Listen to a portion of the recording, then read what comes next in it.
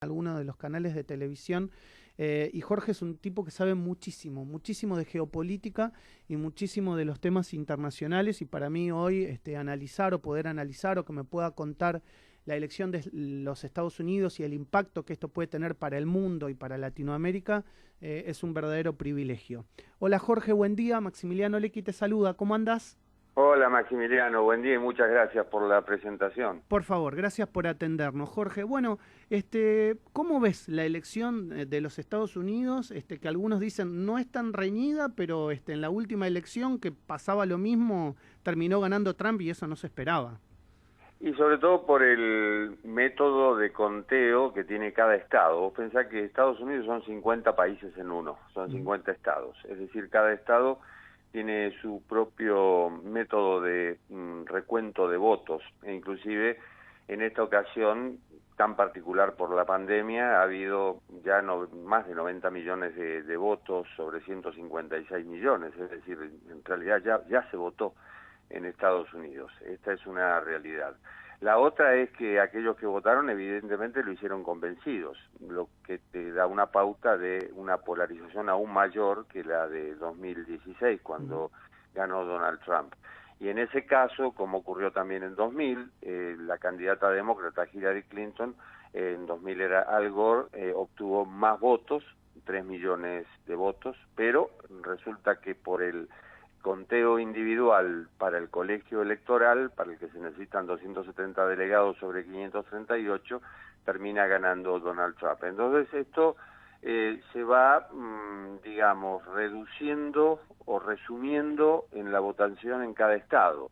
Y hay estados que aportan 55 delegados, como es el caso de California, y hay estados que aportan 3, como es el caso de Dakota del Norte, o es el caso de Alaska, que cuando ya votaron todos, o cuando ya se cerraron las mesas y ya están los primeros resultados, Alaska todavía tiene la posibilidad de seguir votando. Que va a ser reñido, no me cabe la menor duda. Que la diferencia para Biden, que es el doble de la diferencia que tenía Hillary Clinton, puede influir, sí, efectivamente puede influir. Pero hay estados como Florida, que es normalmente muy peliagudo, o Pensilvania, o Michigan inclusive, donde estallaron los conflictos raciales por la violencia policial, policías blancos contra negros, en el caso de George Floyd, bueno, en los cuales habrá que esperar a último momento. Y hay estados inclusive que tienen hasta 2 y 3 días para hacer el recuento. Entonces, ahí también eso te da la posibilidad de que quizá esta noche no se conozca, si es muy reñida la elección, no se conozca el resultado y lleve unos días más. ¿Vos sos de los que pensás que este estado de polarización o de grieta que existe en los Estados Unidos es la verdad que pocas veces visto en elecciones previas? Pocas veces visto más que en elecciones en la sociedad. Ha habido un cambio radical en Estados Unidos.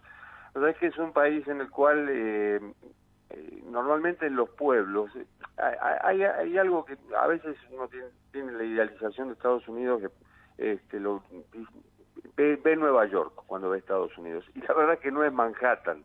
No es Manhattan, no es Miami, no es San Francisco, no es Los Ángeles. Estados Unidos tiene, por un lado, una gran vida comunitaria, es decir, hay mucho pueblo. Y en esos pueblos o en esos condados es normal que la gente ponga en la puerta de su casa, porque hay más casas que edificios, que ponga el cartel del candidato al que vota, ya sea Trump en este caso o Biden. Ya en 2016 se notó que había gente que no ponía el cartel de Hillary porque temía llevarse mal con el vecino de enfrente. Claro. Y esto parece, uno dice, bueno, pero Estados Unidos, sí, Estados Unidos, es así. Es decir, la vida en comunidad es muy importante y hay efectivamente fracturas, fisuras entre amigos, entre familias, y oídos sordos de un lado y oídos sordos del otro. Es decir, aquel que apoya a Donald Trump no ha tenido empacho hasta anoche en ir a sus actos de campaña sin barbijo, sin distancia social. La Universidad de Stanford por ahí le adjudica una cantidad fenomenal de contagio a esos actos, también una cantidad fenomenal de muertos a esos actos a raíz del contagio de coronavirus. Son oídos sordos por un lado, y por el otro lado también, no sé, a mí hay algo que me llamó la atención, después de haber vivido muchos años en Estados Unidos. Me llamó la atención que cuando el demócrata te habla de Donald Trump, no te dice ni Donald Trump ni el presidente, te dice él. Claro. Es decir, se dirige a él como si el nombre fuera una mala palabra, mufa, ¿no? Claro, un claro, gafe. Claro. Exactamente, sí. Y mismo en los debates, cuando Biden intercambiaba opiniones, decía él tal cosa, él tal otra, una forma de interpretar también ese rechazo que hay de un sector duro del Partido Demócrata, que también tiene sus grandes fisuras internas. Pensá que en las primarias participaron 26 candidatos, claro. Es decir, si precandidatos. Si tenés que definir, qué es el Partido Demócrata hoy, y bueno, yo creo que es lo mismo que Trump, es decir, esto es la consecuencia de 30 años, Trump es un emergente de 30 años de algo que se venía gestando y que evidentemente, bueno, a partir de 2017 cuando asume, de 2016 cuando gana las elecciones, florece más que todo en la sociedad. Jorge, déjame preguntarte un poco por el futuro. Lo que puede pasar a partir del día de mañana es que gane uno u el otro a nivel geopolítico. ¿Puede moverse el tablero mundial en relación a lo que piensa uno y otro, por ejemplo, con Corea del Norte, donde Trump ha bajado el nivel de tensión, al menos lo que pasaba durante el periodo de Obama con una eventual o una posibilidad de una guerra? ¿Qué puede pasar con China, donde hoy Estados Unidos vive, te diría, una guerra como fría con China y comercial fría? ¿Qué puede pasar si gana uno o gana el otro a nivel internacional, a nivel geopolítico? Hay mucha deuda contraída. Estados Unidos no deja el sello de una presidencia, sino que deja el sello del país. Hay algo que se llama interés nacional. Cuando, te cuento una anécdota, cuando aquí en 2005 se hizo la cumbre del ALCA y se hicieron aquellas marchas contra Bush y demás, mucho político argentino pensó, bueno, de este modo apoyamos al candidato demócrata o apoyamos a los demócratas. Y eso queda en el fichero del Departamento de Estado como una afrenta contra el país. Lo mismo pasa con lo que ha hecho Trump. Es decir, Trump ha, por un lado, roto acuerdos comerciales, ha impulsado o se ha llevado mal con la Unión Europea apoyando el Brexit y exigiéndoles a los miembros de la OTAN mayores aportes, todo esto con malos modales. Ha tenido una buena relación con autócratas como Vladimir Putin, como Recep Tayyip Erdogan, como Kim Jong-un, el líder de Corea del Norte. Ha entablado una guerra comercial y tecnológica con China, de la que no se sale tan fácil. La recomposición puede ser cosmética. El asunto es, puede haber un cambio de mensaje, estamos hablando en el hipotético caso del triunfo de Biden, puede haber un cambio de mensaje y una imagen un poquito más simpática, pero los acuerdos que están rotos, Acuerdo de París sobre cambio climático de 2015, lo que era el NAFTA, que se convirtió en un nuevo tratado de libre comercio con Canadá y con México, la relación con Cuba, que se recompuso durante la presidencia de Obama y que nuevamente volvió a casi a foja cero durante la presidencia de Donald Trump, la exigencia de democracia en Venezuela. Hay puntos de no retorno, porque Biden tampoco puede hacerlo, y porque hay otra cuestión. El presidente de Estados Unidos tiene menos poder de lo que el mundo cree. Cuando yo te digo que hay 50 estados y hay 50 países, es que inclusive en Estados Unidos, cada estado, por ejemplo, dispone si se mueve la Guardia Nacional o no se mueve la Guardia Nacional frente a los disturbios. Es el hecho más reciente. Cada estado dispone a ver si hay confinamiento o no hay confinamiento por la pandemia. Y a su vez hay otro contrapeso, que es el Congreso. Hay que ver cómo queda el Congreso. Es posible que los demócratas retomen el poder en el Senado, renueve un tercio, es difícil. Es posible que los demócratas pierdan la mayoría en la Cámara de Representantes, y es otra posibilidad. Y ahí es donde se baraja, bueno, a ver cómo mueve la cintura el presidente de turno para, por ejemplo, para ver si vuelve a intervenir en Medio Oriente o no vuelve a intervenir en Medio Oriente, cuál va a ser su relación con Israel después de haber trasladado la embajada de Tel Aviv a Jerusalén, cuál va a ser su relación con Irán, que impacta esto en Europa, que había, después del pacto que logró Obama, y lograron los 6 en realidad, con Obama, franceses e italianos impulsaron inversiones en Irán, y resulta que ahora Irán es un caos, y lo mismo pasa en Irak. Es decir, yo creo que no es el cambio de gobierno el que determina un cambio de política, sino más que todo una imagen cosmética, y sí por ahí una mejor relación con la Unión Europea y una recomposición de algo de lo que se destruyó en estos años. La crítica muy grande que se le hacía en este caso al candidato demócrata, estamos hablando de Joe Biden, era la edad, que estaba un poco lento, un poco perezoso. Bueno, eso nunca se pudo demostrar, y bueno, seguramente puede haber sido una chicana política.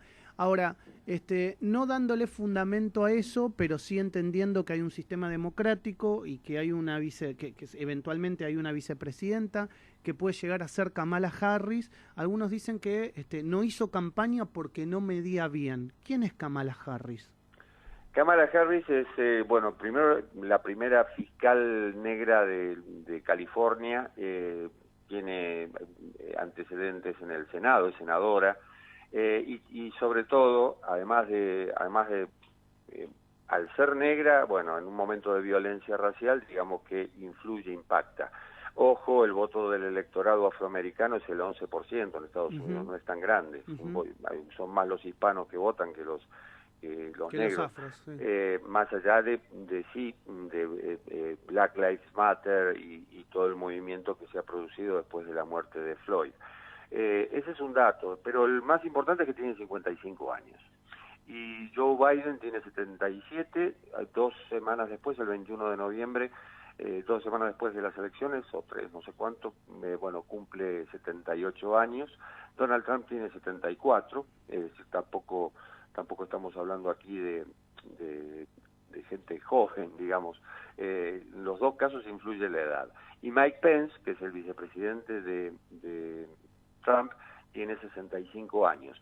Por eso, la figura del vicepresidente, que normalmente, no te digo que es una figura decorativa, pero poca influencia ha tenido siempre en las elecciones de Estados Unidos, hoy cobra relevancia, porque en el caso de, vamos a suponer, de un triunfo de Biden, quizás ya no pueda aspirar a un segundo mandato, cosa que es normal que el presidente cumpla 2 mandatos. Y bueno, la figura de recambio es Kamala Harris, que es una figura más tirada a la izquierda, por decirlo de algún modo, dentro de lo que son los liberals, los demócratas en Estados Unidos. No llega a ser Bernie Sanders, que fue el último, el que llegó al final de la campaña demócrata, con ideas más socialistas, digamos, es decir, hasta una reivindicación de Fidel Castro por ahí. Tampoco Biden es un izquierdista, cosa que Trump lo ha tratado de encasillar. Por eso Trump prefería a Bernie Sanders para los debates y para la campaña, porque era más fácil pegarle. Claro. Biden es un hombre del establishment, es decir, es un hombre que pasó gran parte de su vida en el Congreso, y que no representa justamente los ideales de la izquierda, por decirlo de algún modo. Aquí me parece que hay una tapa de una de las revistas, no me acuerdo ¿Cuál es? Porque decía, ¿cuál es peor? Y en cierto modo también eso influye, es decir, ¿cuál es peor para el ciudadano americano? Ahora, vos ¿cuál le da más seguridad? pensemos en base a toda esta descripción que me estás haciendo, que la verdad que es muy objetiva. ¿Cómo, digamos, el ciudadano americano, cuál es peor? Pero para el establishment, está claro que el establishment americano hoy elige a Biden. Elige a Biden, pero los aportes y los aportes de campaña para los demócratas fueron superiores para Biden con respecto a Trump, pero ojo, donde pongo una saca de dinero en el Partido Demócrata, también la pongo en el Republicano. Es decir, que tenga más simpatía, que Biden fomente más la inversión extranjera, cosa que Trump evidentemente ha cerrado con esto del America First y bueno, la guerra comercial y en fin, un aislacionismo que no es representativo de Estados Unidos después de la Segunda Guerra Mundial, es decir, un país absolutamente abierto, inspirador de libertades, respetuoso, al menos declamar respeto por los derechos humanos. Me refiero a esto porque también tuvimos dictaduras militares en América Latina, auspiciadas por Estados en ese Unidos. Momento por Nixon sí. y bueno, los años de plomo, digamos. Pero frente a eso, frente a otro que dice, bueno, pasa tal cosa en tal lugar, Estados Unidos no participa, se vuelca decididamente hacia un determinado país o un determinado líder que es parecido, que es autócrata, y no le importa, no sé, el fomento de las libertades o de las democracias en otros países. Bueno, Biden te da la certeza, al menos, que podría volver a encarrilarse, al menos en el discurso, podría volver a encarrilarse Estados Unidos en esa senda que pretendió ser ejemplificadora, ya te digo, después de la Segunda Guerra. Inclusive, bueno, la Segunda Guerra se termina gracias a la intervención de Estados Unidos en Europa. Hoy, en ese mismo escenario, Estados Unidos, con Trump como presidente, no intervendría. Bien. Jorge, para finalizar, respecto a la Argentina, yo decía en la presentación del programa de hoy que más allá de la simpatía que puede haber para que gane Biden y no Trump de muchos, me parece que el propio gobierno ha aprendido y no ha hecho explícitas ni públicas esas ganas de que gane Biden, ¿no? Como pasó cuando Macri era presidente. Porque efectivamente aprendieron. Es decir, Argentina hoy tiene que amacarse como Brasil, entre dos extremos. Uno es que China es el principal socio comercial de Argentina. Claro, un dato no menor eso. Dato no menor, uno. Dos, Argentina necesita negociar con el Fondo Monetario Internacional. Y dentro de esta administración cuenta con los resortes como para que le den una mano. Y ya ha sido explícito eso durante la negociación con los bonistas privados. Tres, Argentina perdió una partida, que fue la de colocar a Gustavo Vélez como presidente del Banco Interamericano de Desarrollo. Allí, por primera vez desde 1959, se designa un norteamericano, es decir, alguien puesto por Donald Trump, que es Mauricio Claver Carone, que es nacido en Miami, hijo de cubanos. Es decir, se alteran todos los papeles. Normalmente la división era Banco Mundial, presidente norteamericano, Fondo Monetario, director gerente europeo, Banco Interamericano de Desarrollo, BID, presidente latinoamericano. Bueno, por primera vez hay un estadounidense. Argentina perdió la partida con el Grupo de Puebla, con México y demás, que quisieron que esa elección no fuera antes de las elecciones, sino después de Estados Unidos, y sin embargo, frente a eso, mantuvo una cauta distancia, es decir, bueno, es lo que hay. Esta es la realidad, el pragmatismo es lo que hay. Por eso el gobierno efectivamente no quiere apostar. Durante el gobierno de Macri se apostó abiertamente a Hillary Clinton. No le fue mal a Macri porque después tuvo una buena relación, o ya tenía una relación con Trump, se conocían, no le fue mal a Macri en el sentido de la relación lo pudo remontar, digamos, pudo remontar. Y después también emparejó los tantos con la visita de Obama a Argentina, en cierto modo lo mantuvo. Pero es más importante lo que se haga aquí que lo que se piense allá. Argentina no está en el radar de Estados Unidos. Hoy, si Estados Unidos mira para abajo, va a mirar a México, va a mirar a Venezuela, va a mirar a Cuba y va a mirar a Brasil porque es un continente dentro del continente.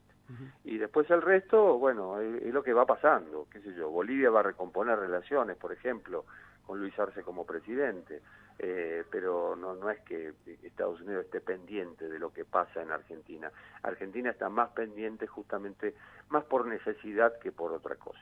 Jorge, gracias por estos minutos con mi programa y con Radio Sónica. Como siempre, tan amable, te mando un abrazo muy grande, ¿eh? Un placer, Maximiliano, muchas gracias, que tengas buen día. Un abrazo grande. Jorge Elías es periodista y analista internacional. Hemos analizado las elecciones de los Estados Unidos. Vas a estar seguramente informándote de esto a partir de las 7 de la tarde, cuando comiencen o empiecen a llegar los primeros resultados. Y después nos acordaremos de esta entrevista y veremos que si gana uno u otro, el impacto a futuro que eso puede llegar a tener.